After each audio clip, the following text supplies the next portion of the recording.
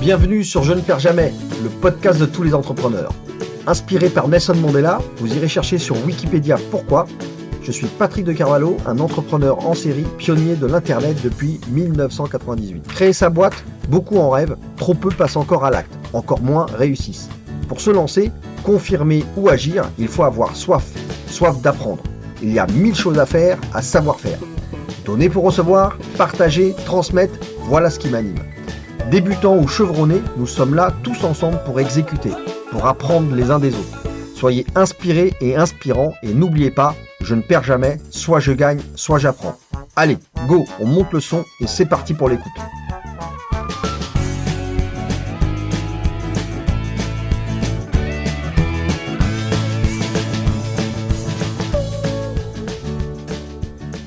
Bienvenue à tous, c'est Patrick de Carvalho et je vous retrouve sur le podcast Je ne perds jamais avec un modèle pour moi et un entrepreneur français exilé, mais c'est même pas le mot exilé que je devrais utiliser, qui vit à SF en Silicon Valley depuis longtemps. Il va nous raconter ça, je crois que c'est au moins 15 ans et c'est un entrepreneur, Carlos Diaz. Merci de venir dans ce podcast, je suis content de te voir ici. Ben non, écoute, c'est un vrai plaisir de partager ce moment avec toi. Yes, alors en plus on a le décalage horaire, donc pour toi c'est le début de la journée, il est tôt. Moi je commence ma journée là, il est 8h du matin et il est 17h pour toi. Ouais, tout à fait. Alors moi, Carlos, on est, je pense qu'on est à peu près de la même génération des années 2000 et de l'entrepreneuriat du digital que toi tu n'as jamais quitté.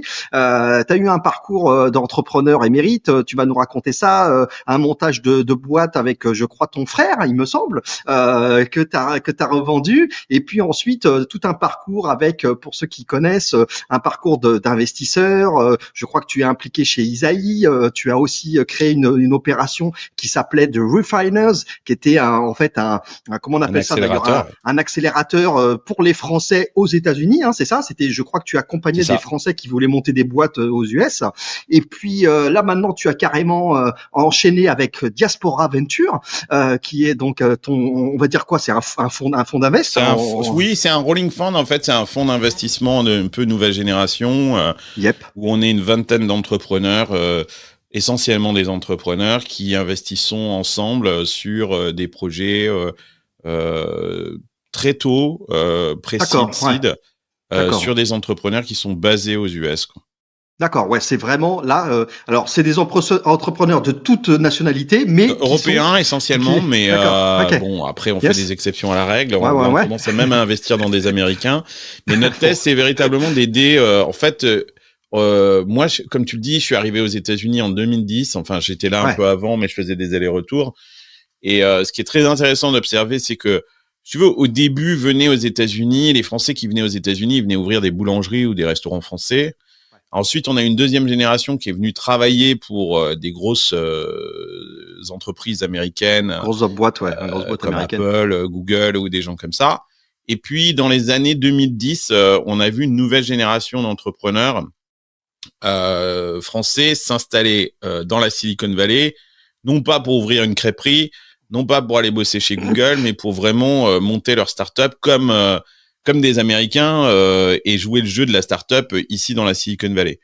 Yes. Cette génération, on se rappelle de Loïc Lemer qui a été un des premiers qui est dans cette vague-là. Une espèce de porte-étendard. Derrière lui, il y en a, derrière lui, il y en a plein d'autres qui ont suivi. Et aujourd'hui, on a une génération d'entrepreneurs français, mais aussi européens, parce que cette vague, elle n'a pas été que française, elle a été européenne dans son ensemble, qui ont créé des startups dans la Silicon Valley, avec plus ou moins de réussite. Et on a donc un terreau d'entrepreneurs qui recréent des startups, et c'est un peu la Silicon Valley, c'est un peu comme la Champions League quand tu joues au Real Madrid ou au Barça. Enfin, moi, je suis du Barça, je suis pas du Real. Mais quand tu joues au Barça, tu reviens pas jouer en Ligue 1, quoi. En fait, si tu veux continuer à jouer en Champions League, voilà, c'est ça. Voilà. Donc nous, on essaye d'investir sur ces gens-là, c'est-à-dire c'est des founders qui recréent un nouveau projet. Ils sont européens et bien évidemment, ils vont le recréer sur le sol américain. Et donc, on essaye d'identifier, c'est pour ça qu'on s'appelle Diaspora, ouais. Ces entrepreneurs qui pas forcément successful. D'ailleurs, nous, on adore investir dans des entrepreneurs qui n'ont pas forcément réussi la première fois parce qu'ils ont un truc de cassé, une revanche à prendre, et qui remontent un projet américain sur le sol américain. Et ils connaissent la Silicon Valley, ils ont le playbook, ils ont le réseau. Mais ils sont européens et ils ont besoin d'une aide particulière, et donc on est un peu comme ce que fait Kima sur le sol français, Kima Ventures avec le fonds Kima Ventures. Ouais. D'ailleurs, Xavier Niel et Jean de la Roche-Brochard de Kima sont des partenaires de Diaspora Ventures. D'accord. Et donc voilà, on essaye de faire ça, de les aider très tôt, d'être le premier chèque. Et on a fait un peu plus de 40 investissements sur ces 2 dernières années. C'est justement Diaspora, c'est quoi? C'est ça? Ça a 2 ans, 3 ans? Je crois de mémoire, moi le passé est quelque chose que j'oublie assez vite. De mémoire, je crois qu'on avait créé ça au Q3 2020, donc ça va avoir 3 ans bientôt. Écoute, ouais, tout à fait, sur ton profil LinkedIn, à la limite, il y a des dates, et donc on voit ça en 2020, juillet 2020. Écoute.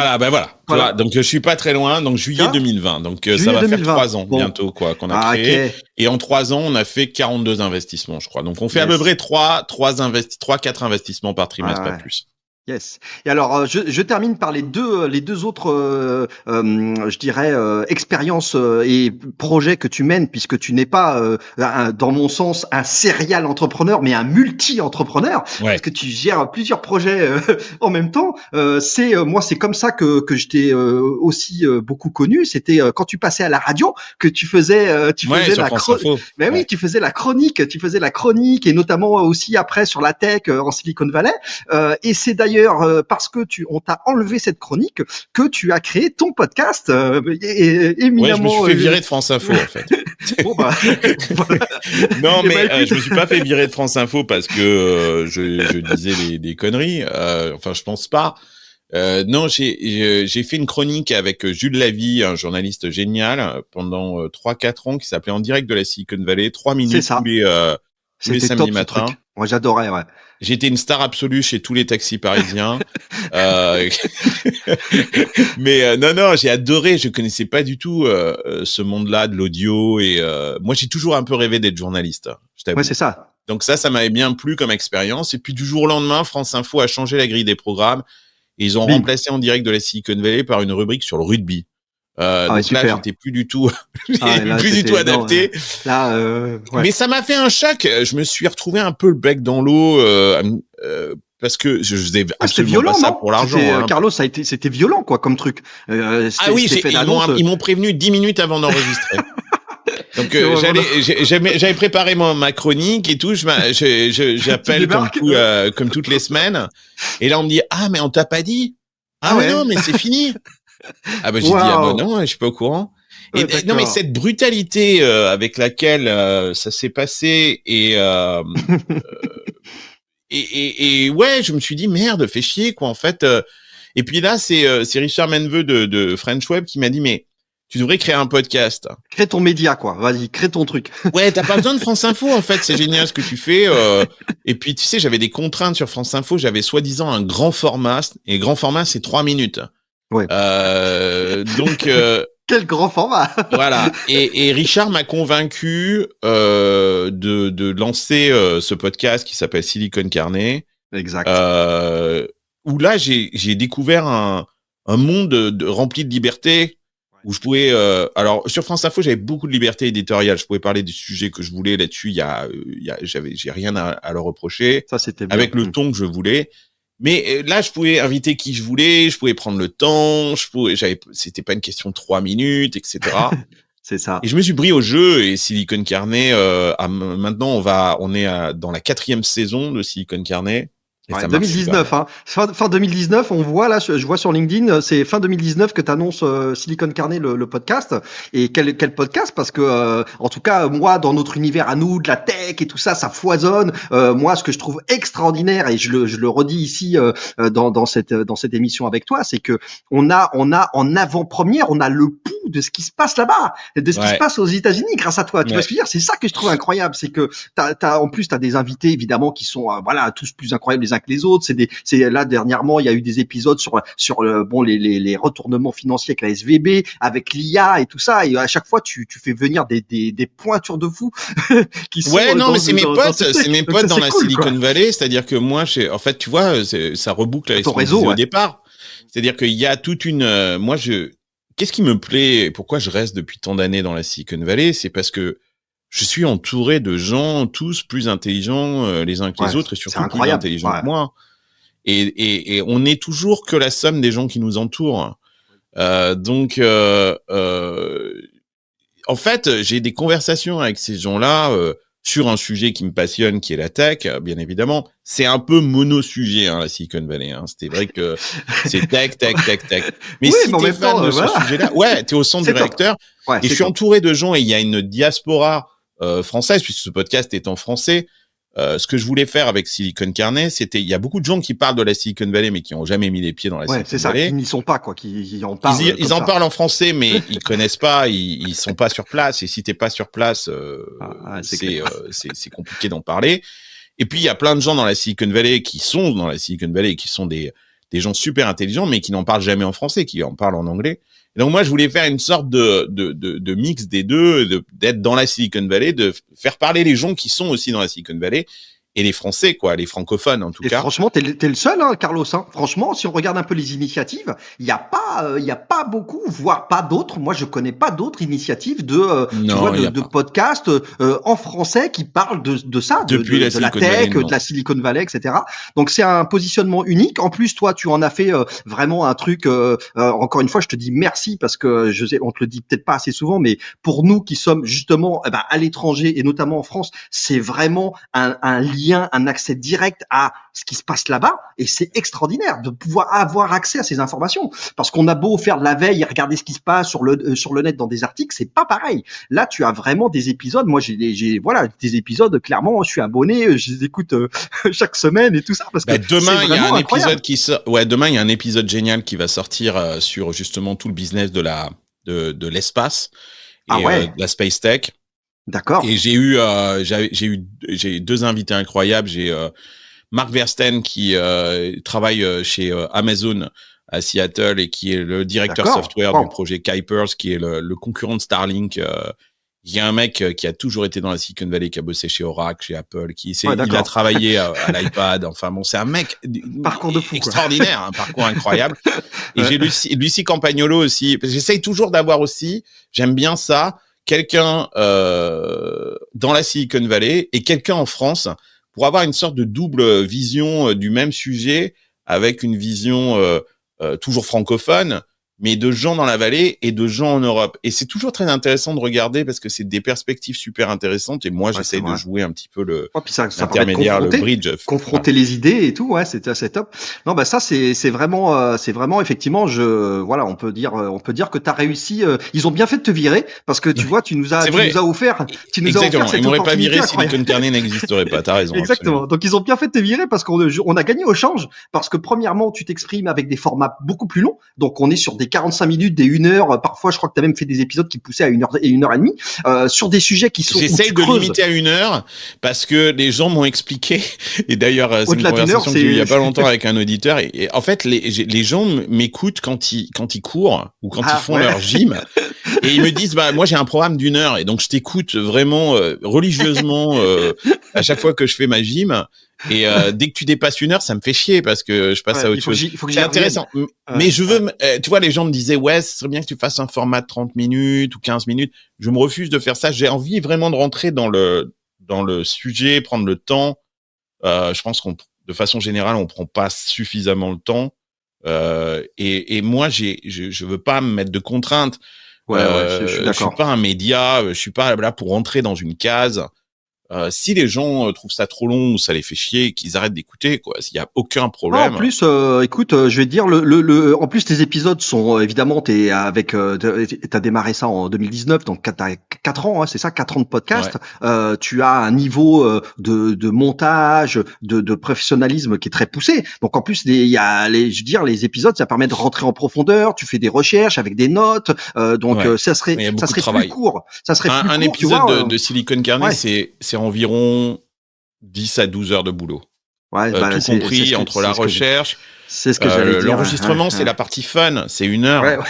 Mais il y a tout le reste, la pré-prod, la préparation, le recording, la post-prod et la promotion et des épisodes. Et puis j'ai avec moi Ben, qui est un ingénieur du son absolument incroyable et qui m'aide à monter les épisodes, à mettre des virgules sonores pour créer de la respiration. Ouais, c'est ça, ouais, etc. Et on essaye de faire ça de façon professionnelle. Ouais, le niveau, encore une fois, le niveau, il est vraiment au top. Tu fais partie pour moi, des podcasts emblématiques. Mais ça marche très très bien. Écoute, le podcast fait partie du top 10 des podcasts tech, alors que c'est un podcast qui est entièrement produit maison. Moi, je fais pas partie de France Inter ou de. Ouais, c'est ça. T'as pas de maison de. Voilà, t'as pas de maison de production, à part la Hacienda qui est ta propre maison de production. Exactement. Ma maison de production s'appelle l'Hacienda. Ce sont les fans de Silicon Carnet qui sont organisés et qui participent à la coproduction de ce show.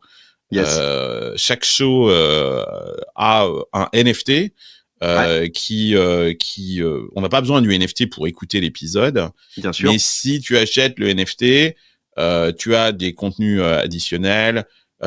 Tu peux faire partie d'une conversation avec les invités de l'émission directement depuis la page du NFT. Et ce que tu vas acheter, un NFT, il coûte en général $15. C'est ça. Encore une fois, t'es pas du tout obligé, mais c'est une expérience enrichie. Si le sujet te plaît, c'est intéressant parce que tu vas avoir des informations complémentaires et tu vas pouvoir rentrer en contact avec les autres auditeurs qui ont acheté le NFT et les invités de l'émission. Et c'est cet argent-là, c'est $15. Il y a 30 NFT par émission, un truc comme ça, qui permettent de financer. Je gagne pas ma vie avec ça, hein, c'est pas ça qui me fait bouffer, hein, on est d'accord. Oui, c'est ce que tu as expliqué. Alors ça me permet, Carlos, de faire la virgule avec ton dernier projet d'entrepreneur qui est Uncut, puisque là tu parles des NFT associés au podcast, aux épisodes, mais en fait tu as monté tout ça il y a à peu près 2 ans sous la forme d'une plateforme effectivement qui permet on appelle ça de minter, hein, de faire de créer des NFT et de les associer comme ça à du contenu. À du contenu, et toi tu fais l'explorateur parce que depuis 2 ans, eh bien tu as effectivement raconté et tu racontes et tu fais du building public et tu nous expliques comment tu crées une véritable communauté engagée autour des épisodes du podcast grâce à ces NFT. Donc voilà, ça c'est Uncut que tu fais avec une sorte de petite équipe que tu as réunie autour de toi. C'est une toute petite équipe, on est 5 complètement remote, l'équipe produit et les développeurs sont essentiellement en Europe, moi je suis ici aux États-Unis. L'idée de Uncut, c'est effectivement de passer dans l'ère du Web 3, qui est une ère qui nous permet de nous affranchir des plateformes centrales qui centralisent non seulement nos données, mais aussi qui ont une autorité sur qu'est-ce qu'on devrait voir, qu'est-ce qu'on ne devrait pas voir, etc. Cette plateforme, elle permet à des créateurs comme toi ou comme moi de reprendre la main, le contrôle sur ce qu'on fait, sans avoir le risque d'être déplatformé ou que des plateformes décident si ce qu'on dit est correct ou pas, quoi. Tu vois, moi, je suis toujours choqué de savoir qu'on peut pas poster l'origine du monde sur Facebook sans être taxé tout de suite de porno, de contenu porno ou de choses comme ça. Donc, en fait, Uncut permet de créer des communautés Web3 à base justement de NFT et qui donnent accès à des privilèges, c'est-à-dire que voilà, et à une forme de monétisation où là non plus il n'y a pas d'intermédiaire, c'est-à-dire que ce que tu vends, le créateur touche l'intégralité en fait de la vente de son contenu, et donc on peut effectivement tout d'un coup encapsuler des expériences, du contenu ou quoi que ce soit sous forme d'un NFT. Oui, c'est ça. Et les gens peuvent acheter ces NFT. Alors, on a travaillé énormément pour que l'expérience soit c'est difficile la crypto, quoi. Tu vois, donc nous on a fait en sorte que ce soit hyper simple. T'as pas besoin d'un wallet. Si t'en as pas, on va t'en créer un automatiquement sans que tu t'en rendes compte. C'est vrai. Et tu peux acheter par exemple le NFT avec ta carte bleue si t'as envie. Même si quelquefois il y a des banques françaises nous font quelques malheurs en disant c'est pas possible d'acheter des NFT.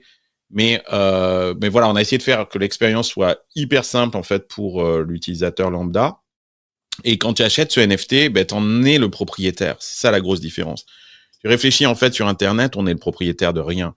La seule chose dont on est un peu propriétaire sur Internet, c'est d'un nom de domaine. Et un NFT, ça ressemble un peu à un nom de domaine. T'achètes un nom de domaine. D'une certaine manière, c'est vrai. C'est à toi, t'en as la propriété, tu peux le revendre, tu peux l'utiliser, tu peux le détruire, etc., etc. C'est vrai. Un NFT, c'est un petit peu la même chose, c'est-à-dire qu'un créateur va pouvoir créer une expérience, un contenu, ou quoi que ce soit, et le vendre de façon limitée, comme on ferait un livre ou un vinyle où on va faire un certain nombre de copies, d'exemplaires déterminés.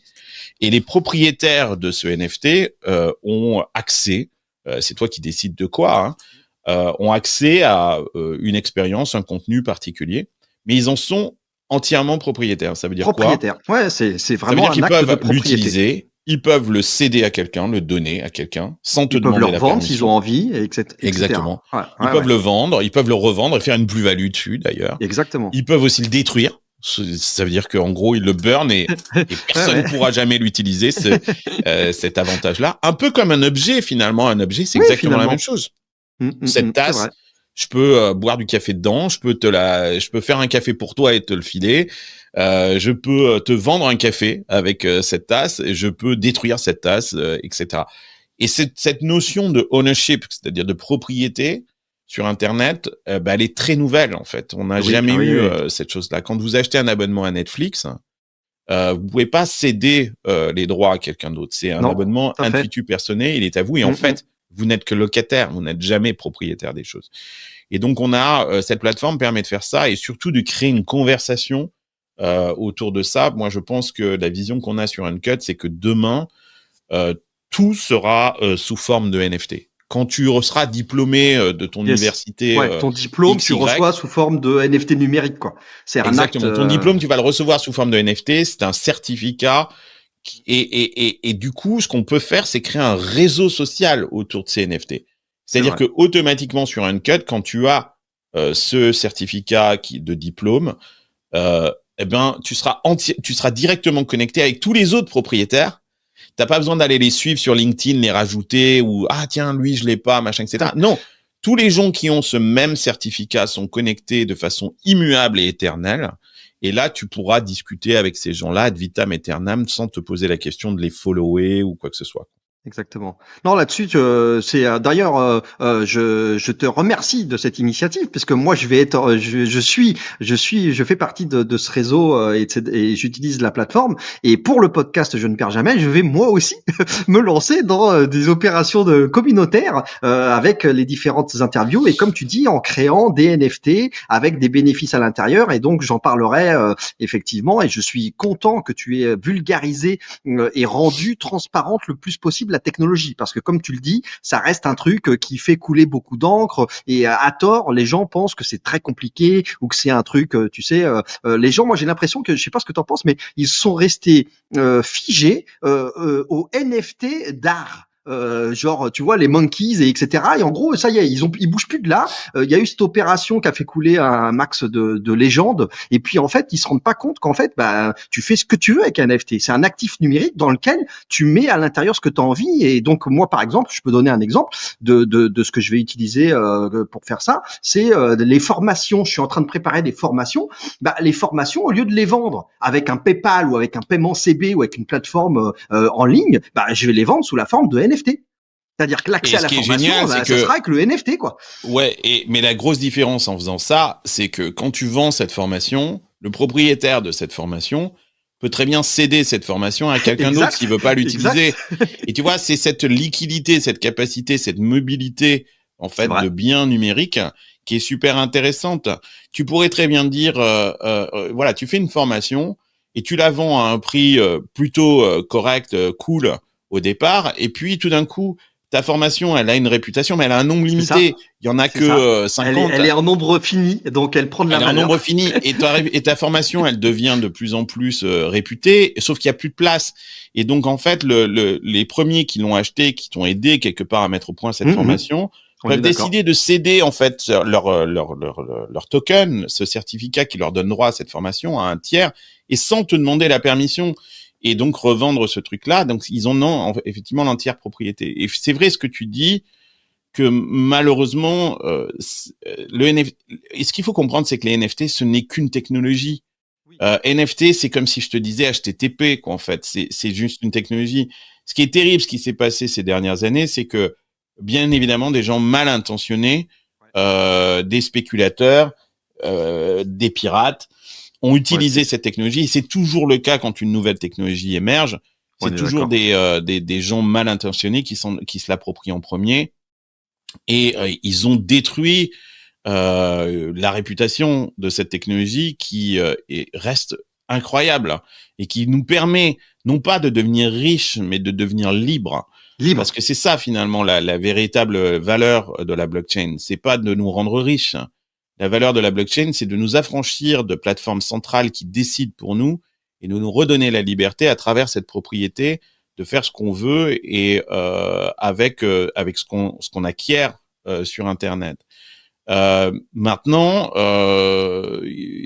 tous les scams qui a eu lieu et toute cette spéculation qui a eu lieu sur ces objets numériques font qu'effectivement, avec ce projet Uncut que j'ai aujourd'hui, comme je te le disais un peu en off, des fois j'ai l'impression d'avoir ouvert un sex shop au Pakistan, quoi. Mais c'est un peu ça, quoi.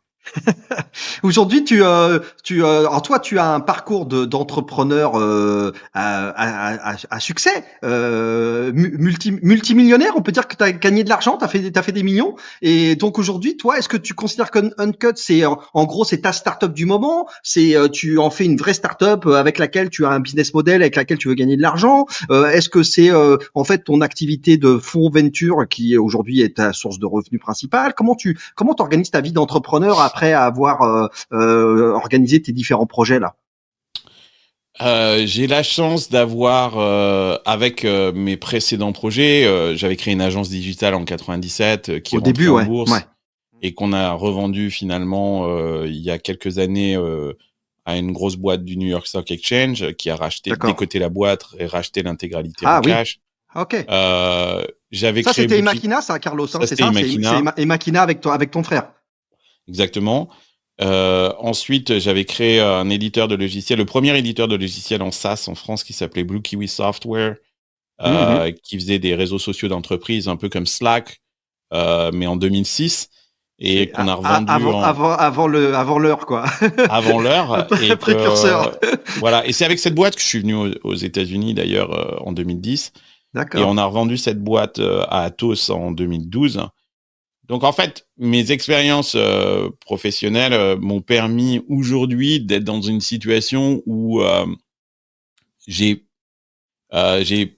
gagne pas suffisamment, enfin j'ai pas gagné suffisamment d'argent pour aller me foutre sur une île déserte et ne rien foutre de mes. De toute façon, t'aimerais pas faire ça, peut-être aussi. Et je pense que ça me ressemblerait pas trop. Je pense que je me ferais chier très vite au bout de 3 mois. Tu montes un resto de Chili, non? Tu montes un... Ouais, non, c'est pas moi, et suffisamment pour décider de faire ce que j'ai envie de faire et tester des choses, et trop pour dire combien, mais oui, c'est plusieurs millions, quoi, en fait, quoi. Je pense que je rentre, mais ça veut rien dire. Ici, moi, je suis entouré de milliardaires, donc je suis un pauvre gars, quoi, moi. De toute façon, Carlos, on est toujours le pauvre de quelqu'un. Ouais, exactement.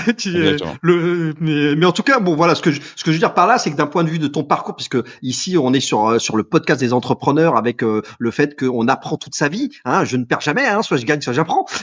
Le but du jeu, c'était d'essayer de mettre un éclairage et un focus sur le fait que, t'as été à un moment donné à la croisée des chemins, t'as monté des boîtes que t'as revendues, et mine de rien, ça t'a donné cette capacité à réinvestir et à te donner une certaine forme de liberté pour faire les projets. Tu as absolument raison. Et je sais pas si les gens, bien évidemment, les gens ne connaissent pas mon parcours, mais moi, je viens de nulle part. Mais j'ai commencé à Limoges. Donc j'ai créé ma première startup dont on parlait tout à l'heure, Emakina. Elle a débuté à Limoges. Je n'ai pas fait de grandes écoles. Je ne suis ni ingénieur ni sorti d'une école de commerce. Moi, j'ai fait des études de littérature. Oui, Donc voilà. Mais ça fait 30 ans que je fais ça. C'est-à-dire que bien sûr. J'ai commencé à l'âge de 23 ans et là, j'ai déjà fait 50 fois le tour de du soleil. Donc ça fait 27 ans maintenant que je. Bien sûr. Donc c'est long. C'est un processus qui est long. Il y a un truc qui est très important puisqu'on s'adresse à des entrepreneurs et un truc que j'ai appris et que j'ai compris en venant ici dans la Silicon Valley. Si tu veux devenir riche, ce qui devrait jamais être un objectif. Moi, ça n'a jamais été un objectif. Oui, l'argent a toujours été une conséquence et jamais un objectif. D'accord. La conséquence d'une passion, d'un travail acharné et de beaucoup de boulot. Mais ce que j'ai compris, c'est que ce qu'il faut créer, c'est de l'equity. Il faut créer du capital. Tu ne deviens pas riche avec du salaire. De toute façon, tu vis dans des endroits qui sont organisés, optimisés et designés. Et c'est vraiment le cas de la Californie pour te prendre tout ton pognon. Tout le pognon que tu gagnes en salaire, il va être pris. Et puis, quand tu t'embourgeoises, ce qui est mon cas, ton niveau de vie augmente et donc du coup de toute façon tu dépenses tes dépenses augmentent. Tes dépenses augmentent. Donc ton salaire ne te rend pas riche. Même si la vie à San Francisco coûte horriblement cher. Oui, c'est ce que j'allais te dire. En plus, toi, à SF, là, ça coûte. Ouais, je serais resté à Limoges, je serais très riche. Ça coûte 2 bras et demi, quoi. Tout ton niveau de vie, tout là-bas coûte immensément cher. Non, mais, donc c'est l'enfer. Pour vous donner un ordre d'idée, louer une maison à San Francisco, c'est $10,000 par mois. Ouais, c'est un truc de malade. Les enfants à l'école, c'est $40,000 par an. Donc, tu vois, tu mets tout ça au bout de la main mutuelle, c'est $3,000 par mois. Voilà, donc tout mis à bout, c'est vrai qu'on a des salaires dans la Silicon Valley qui sont bien supérieurs, mais la vie coûte 3 fois plus cher qu'en France.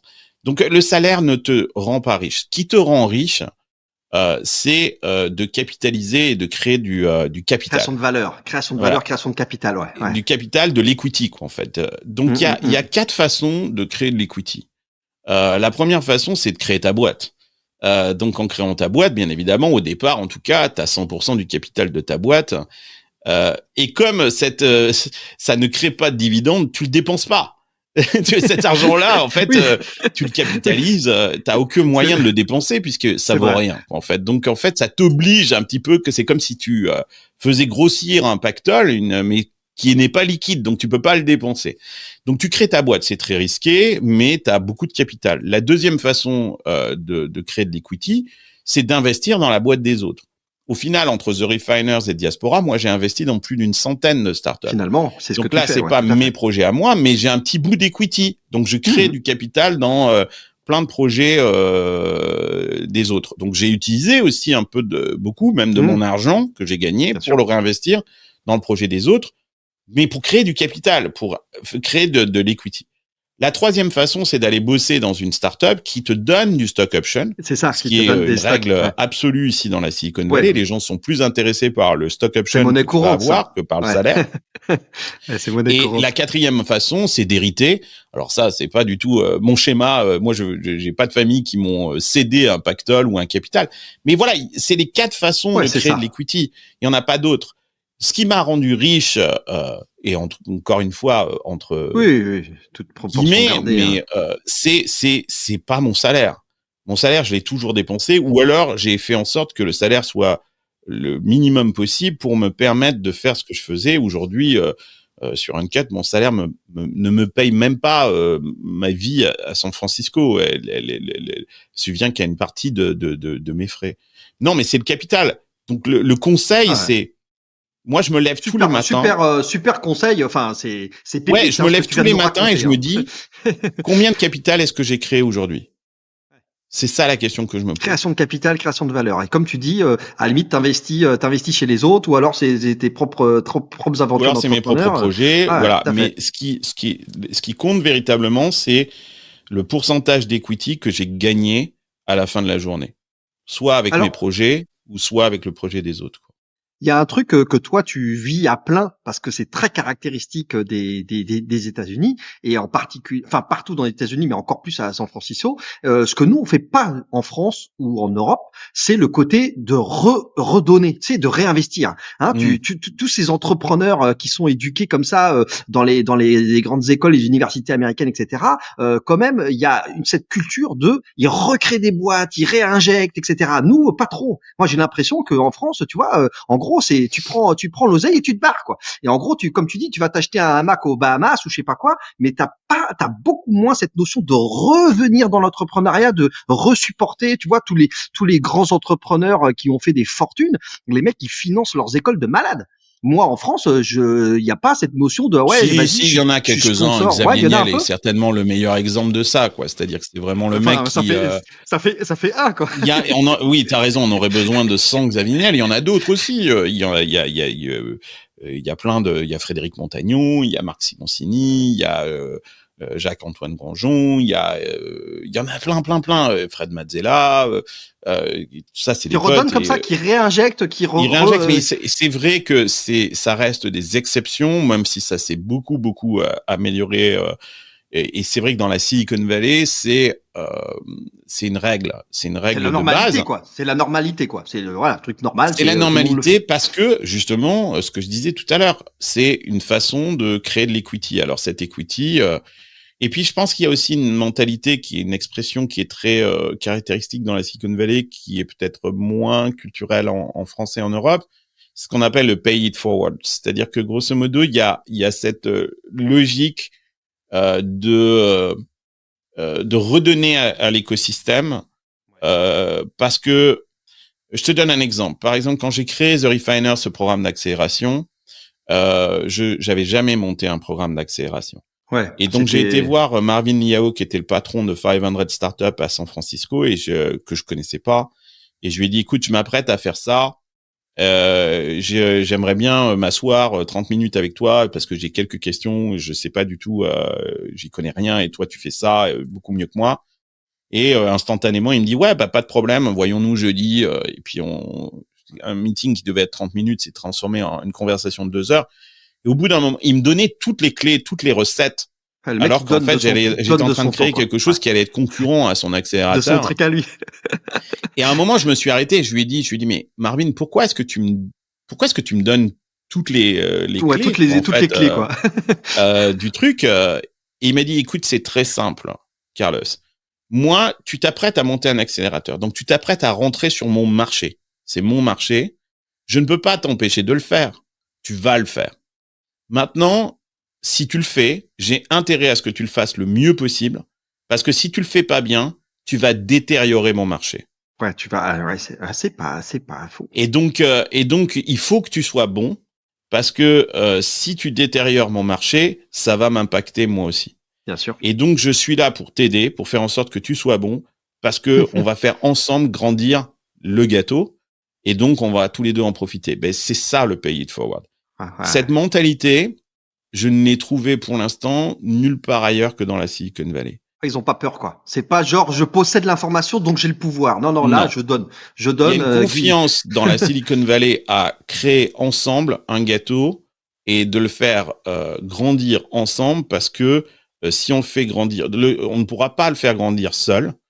Et donc il faut se être plusieurs à mettre la main à la pâte. Et que si ce gâteau est suffisamment gros, à ce moment-là, on en profitera tous. Et ça, c'est fondamental, c'est culturel. Je pense que ça date. Je pense que c'est quelque chose qui date la fin des années 60, début des années 70, avec ce mouvement hippie qui est né dans la Silicon Valley, où cette notion de communauté, où on fabrique des choses ensemble qui vont bénéficier à l'ensemble du groupe. Ça remonte à ça, quoi, à ce Summer of Love de 69, et de ce mouvement-là qui est un mouvement finalement ancré dans la culture de la Silicon Valley et qu'on a moins effectivement en Europe. Qu'on a beaucoup moins. Ouais. Mais ça change et ça devient mais ça prend du temps aussi. Hein. C'est pas un truc. On parle là de changer un modèle culturel, donc forcément en France il y a beaucoup plus la notion de quand j'ai une connaissance, quand j'ai une information, je la garde précieusement et je la partage pas parce que elle a de la valeur et que je veux être le seul à en extraire la valeur. C'est culturel, hein. Et ça, c'est une connerie, quoi, en fait. Ça, moi, c'est j'ai une vécu connerie. ça dans les années. Moi, j'ai créé mes boîtes et tout ça dans les années 2000, hein, l'éclatement de la bulle Internet, etc. Et je fais partie de ces générations-là où en fait, on te donnait rien, on te cachait l'information parce que c'était avoir de l'ascendant sur toi, c'était avoir le pouvoir sur toi, quoi. Et ça, c'est là, tu cravaches, hein, pour monter des boîtes. c'est beaucoup plus dur. Absolument, entièrement d'accord. Mais c'est en train de changer, heureusement, dans le bon sens, je pense. Alors toi, Carlos, qui est aux avant-postes de de toutes les innovations, quand même, mine de rien, qui arrivent quelques mois, quelques années plus tard sur le vieux continent. Est-ce que tu en profites pour poncer un petit peu ton plan pour les genre 10 prochaines années? Qu'est-ce que tu as envie de faire de Uncut, la plateforme, etc. Là, il y a beaucoup l'IA qui bouleverse tout ça. Est-ce que toi, ça te donne des envies, des idées de te dire tiens, comment je vais injecter finalement cette rupture technologique qui est pour moi aussi qui est même plus importante que la naissance du web pour moi, l'IA. Tu vois, c'est un vrai truc qui est totalement bouleversant. C'est un shift, c'est un paradigme énorme. Shift, comme on dit ici dans la Silicon Valley, c'est-à-dire un changement. Il y aura pas de retour en arrière. Ouais, c'est ça, c'est inexorable, quoi. C'est un truc. La lampe d'Aladin, le génie est sorti de la lampe et tu ne pourras pas le faire rentrer dans la lampe. Donc, on est dans un monde dans lequel aujourd'hui il existe une intelligence artificielle et que on a tous intérêt à se mettre à l'utiliser parce que sinon on va vite devenir obsolète. Tu le ressens, toi, cette effervescence là-bas, là, ça doit être. Ah bah oui, quoi. Non mais ici dans la Silicon Valley, tout le monde a adopté ça, c'est-à-dire que c'est assez intéressant d'ailleurs parce que il y a eu, je sens en Europe une sorte de grande crainte de ce fantasme du grand remplacement sur le des on compétences, en parle dans l'immigration emplois, et on en parle maintenant. L'intelligence artificielle va aussi nous remplacer, donc il y a de toute façon c'est la grande peur de l'Europe de façon générale, c'est de se voir remplacer parce qu'on est des pays, la France notamment était un pays qui avait une splendeur dans l'histoire qui aujourd'hui a du mal à accepter le fait qu'on n'a plus la place qu'on avait avant, et donc il y a toujours ce spectre du remplacement. Donc tout ce qui peut nous remplacer nous fait peur. C'est ça. Et ici dans la Silicon Valley, il se pose pas du tout cette question-là, quoi. C'est-à-dire que c'est là, et la question n'est pas de savoir si ça va nous remplacer, mais la question c'est de savoir comment est-ce qu'on peut l'utiliser pour faire mieux ce qu'on fait déjà.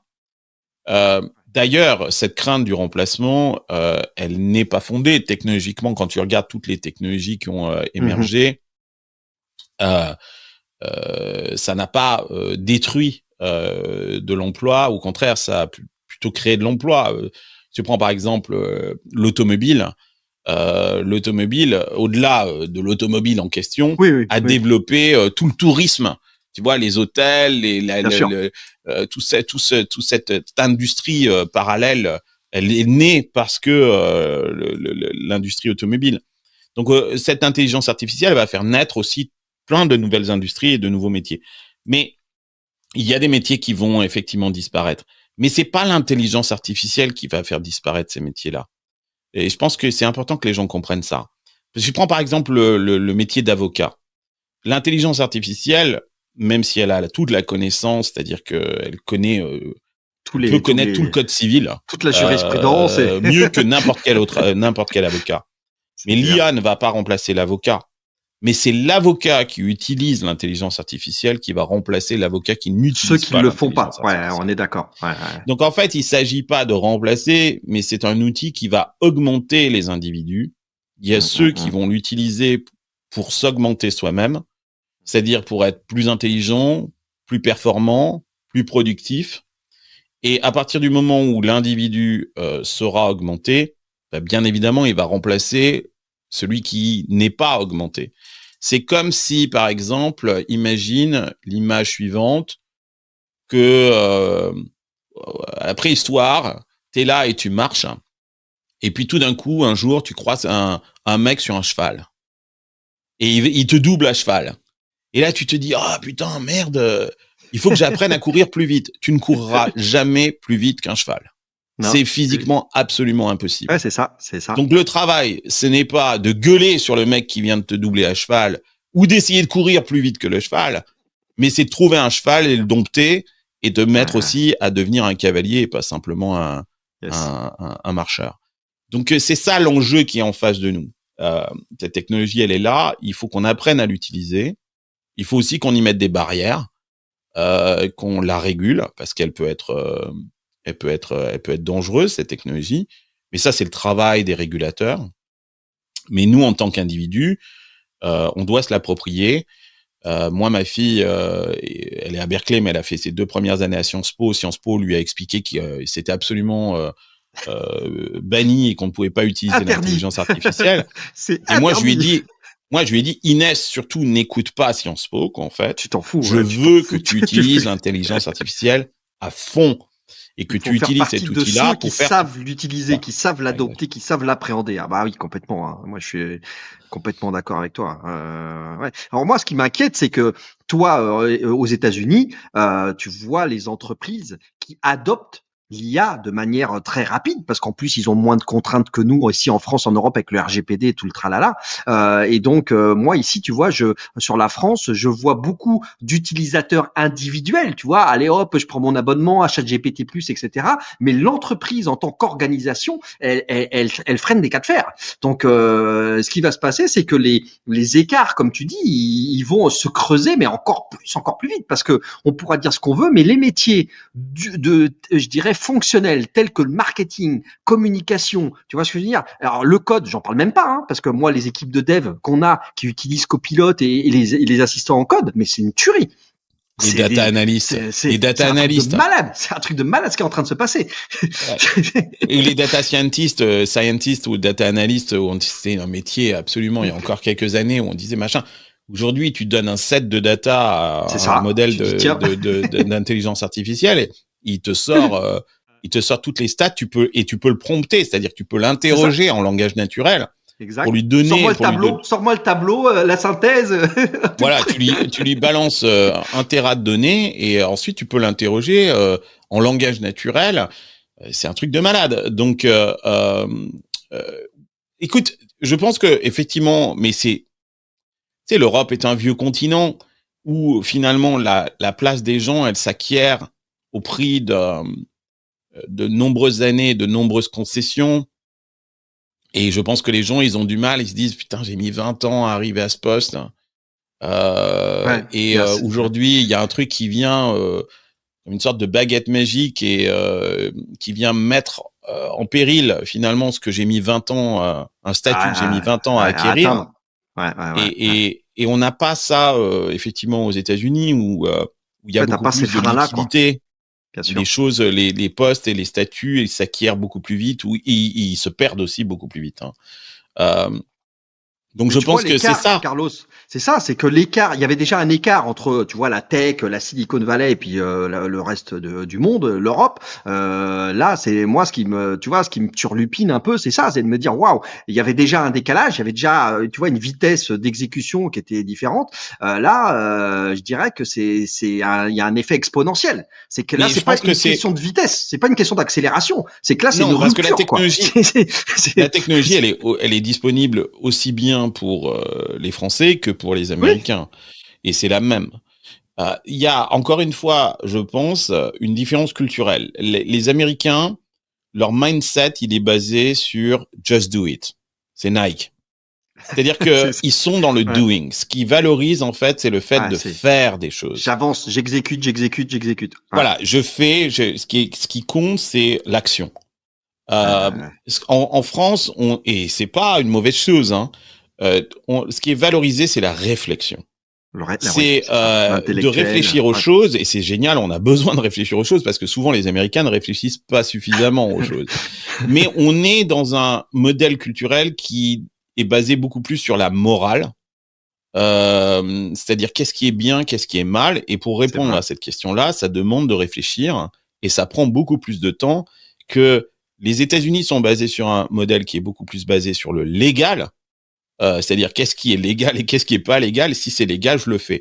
D'ailleurs, Sam Altman était devant le Congrès parce qu'ils sont en train d'essayer de réguler ce machin-là. Et la question qui est sur toutes les lèvres, et c'est vrai aussi pour la blockchain, c'est quel est le cadre légal de ça. Parce que si c'est légal, on fait. Si c'est pas légal, on fera pas. Après, la morale, est-ce que c'est bien, est-ce que c'est mal? Ils s'embarrassent finalement que très peu avec ça. Alors que dans nos sociétés européennes, c'est une question fondamentale. Je pense que c'est pas forcément une mauvaise chose, mais ça nous ralentit énormément, bien évidemment, parce que ce sont des questions qui sont complexes à répondre. Savoir est-ce que c'est bien, est-ce que c'est mal.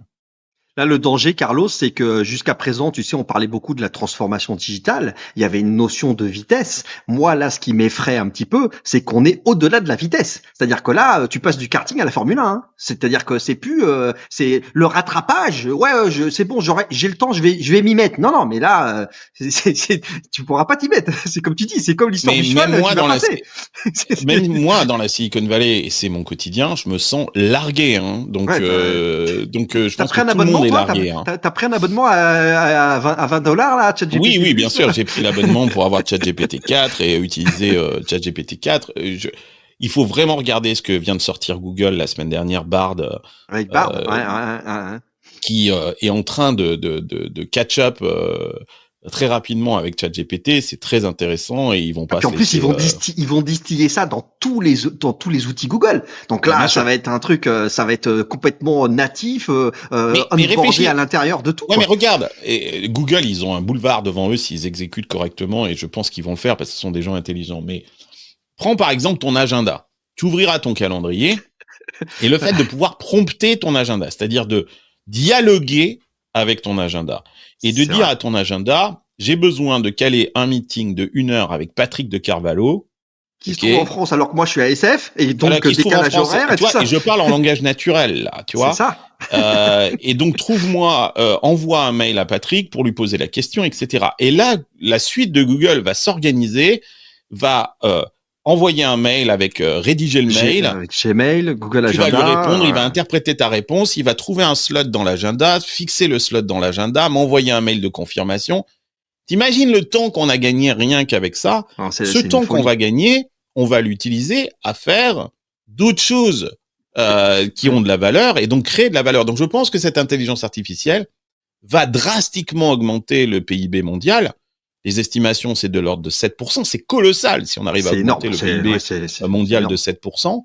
Ou alors, nous donner du temps pour faire des choses intéressantes dans nos vies personnelles. Passer plus de temps avec notre famille, faire de la poésie, ce que, par exemple, Carlos, l'intelligence artificielle fait très mal. Ta botte secrète, toi, c'est la musique. Tu vas nous faire... De la musique, j'ai mes guitares là, etc. Mais la vérité, en fait, c'est que comme nous sommes des animaux... on est effrayé par ça, quoi, quand même. Non, on est un peu effrayé par ça, mais c'est surtout que cette productivité, ces gains de productivité qu'on va avoir, on va les utiliser pour produire encore plus. Il y a quelques personnes vont utiliser ces gains de productivité pour faire de la musique ou de la poésie, mais la majorité d'entre nous, on est des hamsters dans une roue, et donc ce gain de productivité, on va l'utiliser pour produire plus, quoi. Donc c'est chaud par rapport à notre consommation, tu vois, et par rapport à tout ce qu'on provoque sur notre petite planète, quoi. Donc c'est pas mais qu'on s'en sert pour trouver des solutions aussi. Ça serait il va falloir trouver des solutions, effectivement. Mais c'est ça qui est génial. Mais on pourra pas empêcher ce progrès-là, quoi. Je ne vois pas comment est-ce que on pourrait je pense rétropédaler. Yes. Bon, tu as une longue journée qui t'attend, donc je vais pas nécessairement t'interroger beaucoup plus longtemps. Je vais te poser les questions, les 2 dernières questions un petit peu légendaires que j'ai sur ce podcast, qui sont en fait ta source d'apprentissage. Est-ce que tu as comme ça, toi, est-ce que tu lis des livres business, est-ce que tu écoutes d'autres podcasts, est-ce que tu as comme ça une source totalement incontournable qui est pour toi un petit peu le référent pour apprendre des choses? Comment tu fais, toi? Je ne lis aucun livre de business. T'as pas besoin. Non, c'est pas que j'ai pas besoin, c'est que généralement, je pense que le business et l'entrepreneuriat en particulier, il n'y a pas véritablement de recette toute faite. C'est une démarche qui est très empirique et quand appliquer les recettes des autres, généralement, fonctionne pas pour soi, c'est ça, ouais, ou pour son truc, quoi. Ouais, c'est très difficile. Ou alors elles sont tout de suite obsolètes parce que les choses vont tellement vite aujourd'hui, c'est compliqué. Donc je lis très très peu de livres business ou voire aucun. J'essaye d'éviter même d'en lire. Je lis beaucoup de littérature en revanche. Oui, en plus t'as fait parce que je pense que, et notamment dans un monde d'intelligence artificielle, la connaissance, elle est aujourd'hui structurée et elle est accessible définitivement. En revanche, c'est la créativité, c'est-à-dire l'inspiration, qui est tout ce qui peut nourrir mon inspiration, c'est-à-dire la musique, la littérature, la poésie, des choses comme ça. J'essaye de prendre du temps pour faire ça. C'est ça ce qui me nourrit et qui est ma principale source d'inspiration. Je regarde beaucoup ce que font les autres. Je lis beaucoup de blog posts ou des choses comme ça pour d'articles, de news, de journaux. J'ai des abonnements pour moi. Toi-même d'ailleurs, Carlos, tu édites une newsletter, toi, ou c'est pas non, j'ai pas le temps de faire une newsletter. C'est mon podcast et c'est le podcast, ma newsletter hebdo. Même si tous mes podcasts sont rédigés, donc quand t'as le NFT, t'as accès aux notes et donc t'as quelque part le contenu écrit aussi du podcast puisque je rédige toutes mes réflexions. Non, c'est grosso modo, je fais je fais rien d'autre que ça et je passe du temps avec les gens. Je me donne du temps pour aller déjeuner avec des gens, discuter avec des gens intéressants. Ce que je fais d'ailleurs sur Silicon Carnet, c'est une conversation. C'est ça ce qui m'inspire le plus. En fait, ce qui m'inspire le plus, c'est les rencontres et puis les choses qui sont extra tech et extra business. Qui sont comme tu dis, sont ta nourriture, quoi. C'est ta nourriture finalement, et comme tu dis, la part liée à la créativité. Comme maintenant, tu peux faire pas mal de choses, voire presque tout, à l'IA. Là, maintenant, il va s'agir d'être créatif, quoi. Exactement. Yes. Bon, écoute, super intéressant. Dernière question. Allez, chèque en blanc. T'as aucun problème d'ordre financier. Quelle est la boîte que tu aurais voulu créer ou que tu rachèterais si tu avais des moyens illimités? Ah ouais, c'est une super question ça. Je me suis jamais posé cette question-là. Tu pourrais y répondre la tienne d'ailleurs. Hein. Mais voilà. J'étais en train exactement de me dire ça. Je pense que si j'avais des moyens illimités, je mettrais un paquet de pognon sur mon prochain projet, quoi, en fait. Ouais, sur ton Parce que je pense que c'est le luxe, c'est ça. Tu vois, par exemple, on parle d'intelligence artificielle. Tu vois, une boîte comme OpenAI qui a pu lever plus d'1 milliard de dollars. Ouais. C'est énorme. Ce qui est colossal, hein, de lever plus d'1 milliard de dollars. Clairement, c'est énorme. Ils ont pas débuté la semaine dernière. Ça fait des années qu'ils bossent sur ce truc-là. Si j'avais Sam Altman, ils se sont créés comme une sorte de fondation. Oui, au départ. Sam Altman n'a même pas d'equity dans la boîte, donc il fait ça soi-disant de façon ultra altruiste. Si j'avais aucun problème d'argent, je prendrais un sujet qui me passionne et je me donnerais le temps, encore une fois, on revient à ce qu'on disait au début, d'aller au bout sans avoir aucune pression et de pouvoir recruter les meilleurs talents et se donner le temps de fabriquer quelque chose qui a un véritable impact et qui peut changer le monde. C'est ça ce que je ferais. J'investirais... J'aime tellement faire par moi-même les choses que oui, il y a plein de boîtes dans lesquelles que j'aurais aimé créer ou que j'aurais aimé mais ta fibre entrepreneuriale prend le dessus. En fait. Ouais. Ta fibre entrepreneuriale prend le dessus. Toi, d'ailleurs, chez Diaspora, tu as comme ça un regard particulier sur des concepts ou des boîtes à impact par rapport à justement cette histoire de comme tu dis, changer le monde. T'essayes d'avoir comme ça un minimum d'influence avec les choix de projets que vous faites. C'est pas quelque chose qui me drive absolument, mais bien évidemment, s'il y a un projet qui, enfin, il faut comprendre un truc, c'est que moi, c'est pas une fondation. J'ai besoin de rendre de l'argent aux gens qui m'en ont donné. Donc, si bien évidemment il y a un projet à impact qui a un véritable modèle économique et qui a une capacité à produire de la valeur. et que je puisse rendre à mes investisseurs, bien évidemment que je vais privilégier ce projet-là plutôt que j'investis pas dans des projets, je sais pas moi, sur le jeu en ligne ou des trucs comme ça qui pour moi créent aucune valeur. Donc j'ai bien évidemment une éthique, une conscience, des choses comme ça, mais oui, mais c'est pas une association, c'est pas une fondation non plus, quoi. Non, c'est pas une fondation non plus. En revanche, ce qu'on essaye de faire et que je trouve qu'on fait plutôt bien, c'est que je regarde de beaucoup plus près les projets qui sont portés par des femmes, parce que je pense que ça, je trouve qu'il y a une injustice absolument colossale quand on regarde le capital qui est déployé chez les entrepreneuses. C'est ridicule. Et nous, chez Diaspora, plus de 30%, 31% en fait des projets sont portés par des femmes entrepreneurs dans notre portefeuille. D'accord. Je pense que on n'en est pas encore à la parité, mais c'est pas l'objectif. Enfin, je cherche pas à faire 50-50, hein, c'est pas ça. Mais je regarde de très près les projets, des dossiers portés par des femmes entrepreneurs qui sont généralement d'ailleurs d'une qualité exceptionnelle.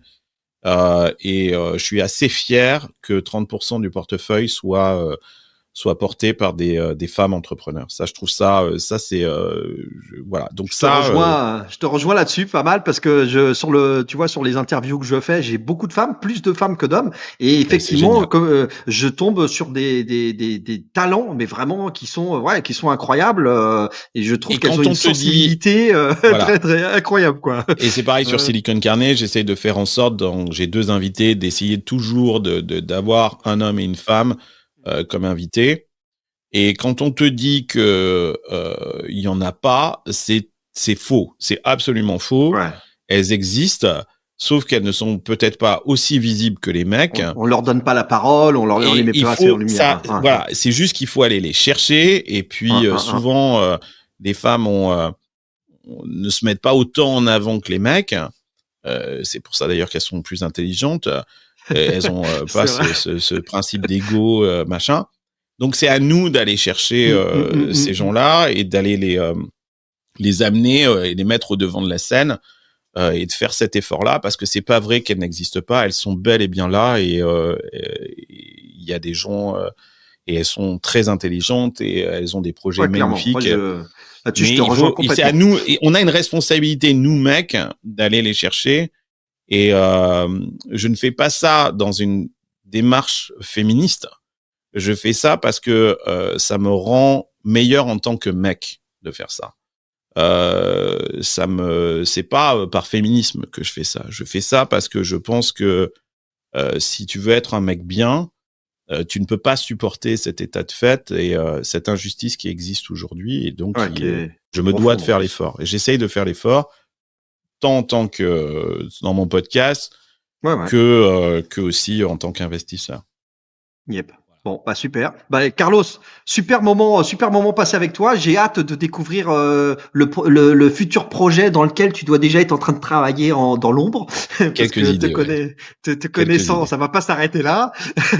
En tout cas, merci, parce que donc on va retrouver, on va mener une opération justement de NFT avec la plateforme Uncut. Donc merci. Génial. Merci de m'avoir donné cet outil, mis à disposition cet outil pour qu'on puisse faire ça, et tu feras partie évidemment, des interviews et des séries de NFT qu'on va lancer autour de ça. J'expliquerai le concept. Je ferai justement un épisode de podcast, et puis du build-in public pour raconter un peu tout ça. Et donc merci encore. Si Carlos, vous achetez mon NFT dans cette série-là, je serai ravi de parler avec vous sur Uncut.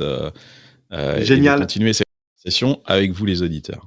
On va faire ça. Merci encore, et je te souhaite une très belle journée à SF. Et puis, on se dit à bientôt sur les réseaux. Merci Carlos, c'était un immense plaisir de t'avoir ici sur le podcast Je ne perds jamais. Merci beaucoup. Bye bye.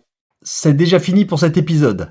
Merci pour votre écoute et d'être resté jusque-là. Vous pouvez continuer à engager la conversation en me laissant des commentaires et en me contactant via LinkedIn. Si ça vous a plu, merci de prendre 30 secondes pour donner de la force et de l'envie en mettant une note de 5 étoiles. C'est vraiment important, c'est ce qui fera connaître le podcast au plus grand nombre et qui le fera remonter dans les classements. Vous pouvez aussi le partager à votre entourage, et je vous dis un grand merci du fond du cœur. Force et courage à vous, n'oubliez pas, vous n'avez rien à perdre, soit vous gagnez, soit vous apprenez. Croyez en vous et rendez-vous au prochain épisode. C'était Patrick du podcast Je ne perds jamais.